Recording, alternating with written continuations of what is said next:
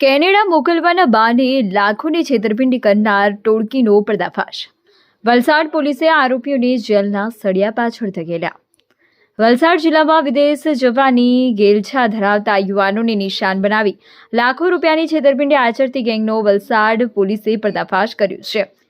કેનેડાના work permit visa આપવાના બહાને કૃણાલ પટેલ નામના યુવાન પાસેથી કુલ 13.40 લાખ રૂપિયા પડાવનાર એજન્ટોની ધરપકડ કરી પોલીસે તેમને જેલના સળિયા પાછળ ધકેલી દીધા છે. વલસાડના અમરામા વિસ્તારમાં રહેતા કૃણાલ પટેલે નોંધાવેલી ફરિયાદ મુજબ વર્ષ 2019માં તેણે કેનેડા જવા માટે પાનેરા ખાતે આવેલી જય હોલિડેઝ નામની એજન્સીનો સંપર્ક કર્યો હતો.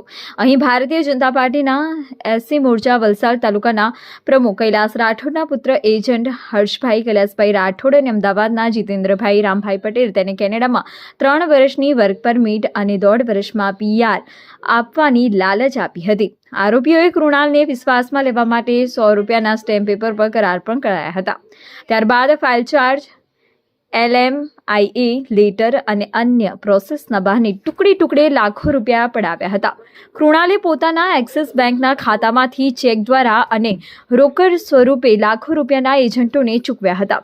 જ્યારે લાંબો સમય વીતવા છતાં વિઝા ન મળ્યા અને એજન્ટોએ કોરોનાનું બહાનું બતાવી ફાઇલ કેન્સલ થયાનું જણાવી વધુ પૈસા માંગણી કરી ત્યારે કૃણાલે પોતે છેતરાયો હોવાનો અહેસાસ થયો હતો. અંતે તેણે વલસાડ રૂરલ પોલીસ સ્ટેશનમાં ફરિયાદ નોંધાવી હતી.